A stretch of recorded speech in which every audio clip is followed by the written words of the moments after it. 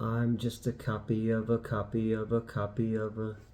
To quote Trent Reznor, those words ring true after leaving Alien Romulus, the newest in the Alien series. Previous films under the stewardship of, Dan O'Bannon and Ridley Scott and James Cameron, and David Fincher, even though he disavows the movie. So this movie was like a really expensive fan film. It was kind of just the greatest hits of all the other Alien movies. And then you throw in Prometheus as well. Even though I think that Fede Alvarez, the director who also did the 2013 Evil Dead remake, handled the Prometheus mythos in one sequence a lot better than Ridley Scott did in two movies. But it's there, and um, yeah, I like big chunks of this movie until it just becomes a copy of a copy of a copy of a. That's a good fucking song too. If you don't know the copy of a by Nine Inch Nails, because they're doing the Tron soundtrack now for Disney, which is not something I ever expected. It's not even like, oh, it's Trent Reznor and Atticus getting together for things. No, it's Nine Inch Nails doing the soundtrack. So that came out of nowhere. But I guess Daft Punk's not a thing anymore, so somebody's gonna do it. That has nothing to do with Alien. Uh, Fede Alvarez is a really good director. I really liked his short film that led him to Evil Dead, which led him to Don't Breathe. This movie had some Don't Breathe in it as well. This movie is also there's closer ties between Alien and Blade Runner in this one, especially with the replicants that the Weyland Yutani group uses. And the best character in the movie is Andy, the android. He's slightly autistic. He protects our lead, our not Ripley. When it's doing its own thing, I really enjoy it. The idea of the colonists that live off world. Apparently, this whole movie was inspired by a deleted scene from James Cameron's Aliens, which had two kids kind of running around in the colony, and he thought that would be a really cool idea. Like, what would happen to these people? This is all they know. Living in this world, like in this one, there's no fucking sun. And they're essentially indentured servants. There's no hope. It's that just that idea of hopelessness. There's some of that in Don't Breathe, where they feel they have to commit a crime to get out of the situation that they're in. But I'd hardly call, Detroit's not nearly as bad as this planet that they're on. The group of millennials basically are going to steal these cryo tanks and fuel to get off world from this like coal mining colony that they're on, where their parents have been dead and they're just toiling away. There's no hope of them ever getting out of there, and they're going to get to this other colony, and there is a ship, which they believe it's a ship, but it's actually a space port, the Romulus and the Remus, named after the two, the babies sucking on the tit of the mother wolf, in mythology. And this station is actually they're doing genetic testing on the xenomorph that was found in the wreckage of the Nostromo. So right off the bat, we get the Nostromo stuff. So that's why I say this feels like a fan film, because as soon as you see that there's a piece of the hull of the ship, and they cut a piece of rock, and inside the rock is the xenomorph. And the early stuff of the xenomorph feels a lot more like Giger's design, where some of his original sketches for the xenomorph feel like what we see early in this. So we have our protagonists who go up to this space station, and then they find out that bad shit's afoot, and before long, it just becomes all the greatest hits of the other Alien movies, and that bums me out, man, because it's a cool movie until that stuff kicks in. Now, if you're one of those people who just loves that stuff, if you just, again, Wolverine Deadpool, I praise that one. It is just all callbacks and Easter eggs, so I am kind of a hypocrite to state that as a negative in this review.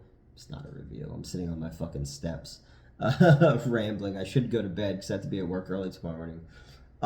But it's just like the movie stops dead to kind of go, remember that? Oh, look, it's Ripley's shoes. Oh, Colonial Marines and the pulse rifle, and let's do that thing again. And just, there's just so many times where the movie just stops, and then there's some that are like super fucking egregious. When the slightly autistic android brother, who I think is my favorite character in the movie, because he has like emotional depth to him, and his relationship with our not Ripley, I really, really like.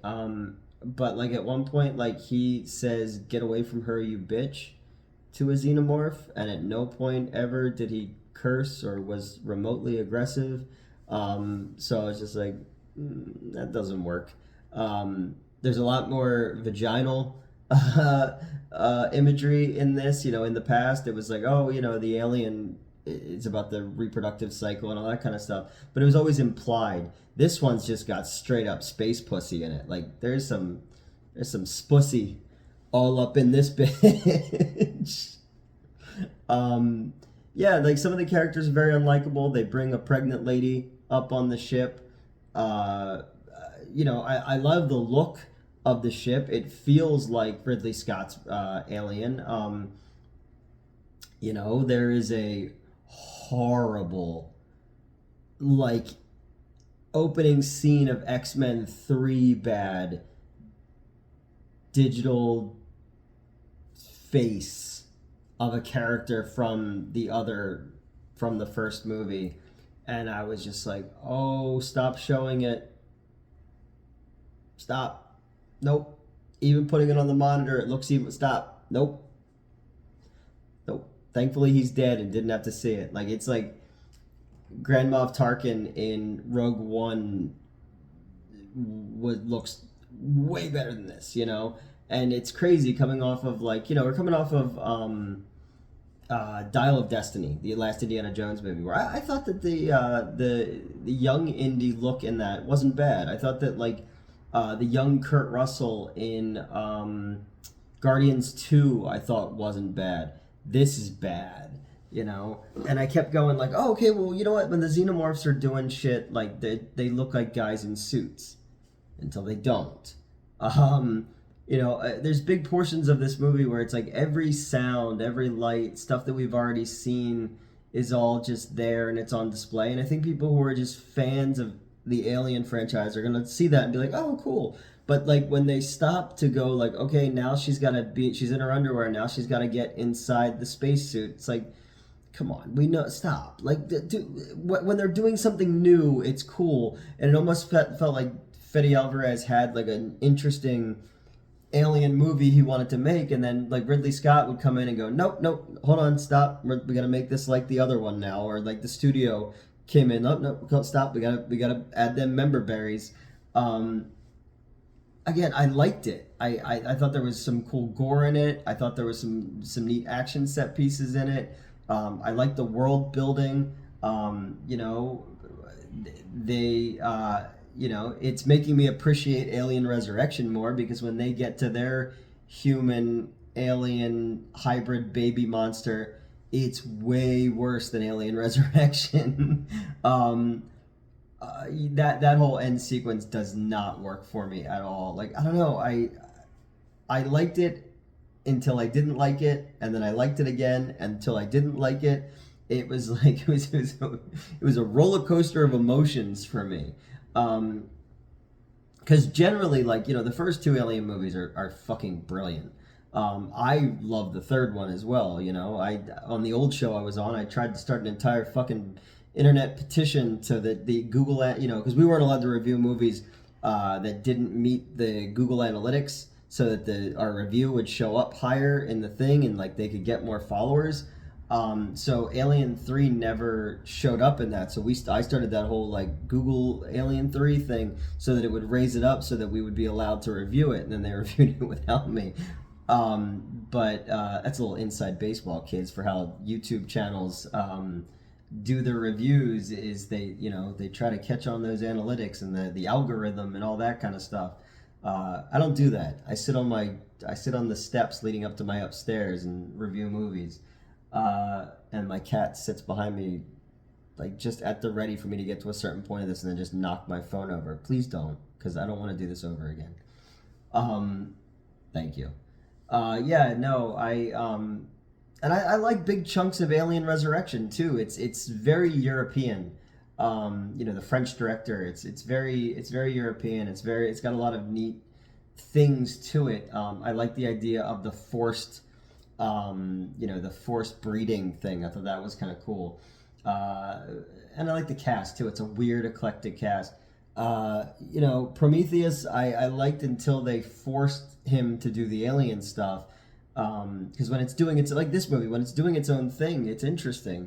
Alien Covenant is such a fucking bizarre mess. Like, I love when Magneto is like teaching himself how to play the flute. Like, he's teaching himself fingering, which is weird to say. But then again, earlier in this review, I said spussy, so whatever. I don't know. This is going to take another viewing. I definitely wouldn't put it up there. Like, I'm reading all these reviews that are saying it's the best sequel since Aliens. No, I'd still put Resurrection above this one and 3 above this one. Maybe I'll put this one above Covenant, because this one but Covenant has just such weird fucking shit in it. I don't know. It's hard to say. I think the Alien franchise in general would serve itself well to stop with the xenomorph. And if you're going to go into genetic splicing and switching and all that kind of stuff, go with that. It's a big space out there. We need more. And less digitally adding dead actors' faces to to things, please. Yeah, I don't know. It's just a mixtape. It's got some neat action sequences. It's got a lot of sequences too that just feel like a video game. Like it feels like this would be way more fun to play in VR. Like when they use the zero gravity to shoot all the xenomorphs to make their blood go up in the air, and then when they have to kind of like float around it, like it feels like something that would be in a video game.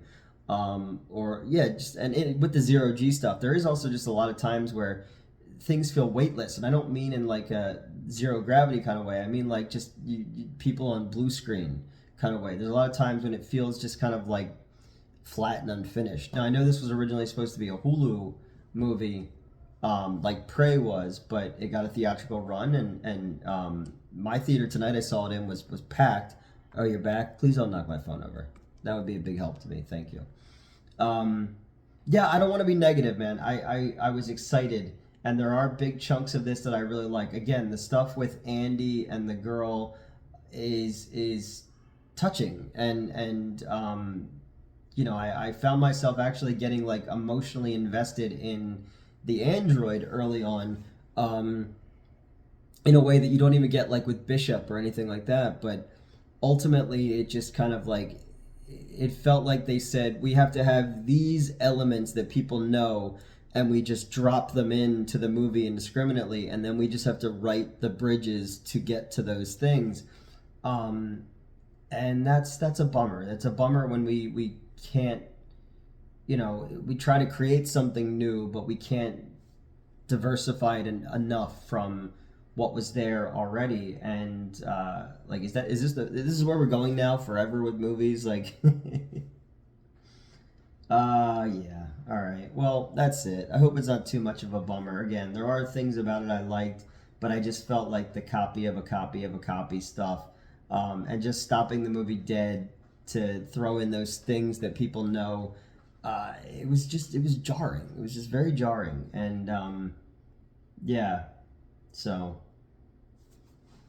let me know what you thought about it, and tell me what you thought of the the spussy.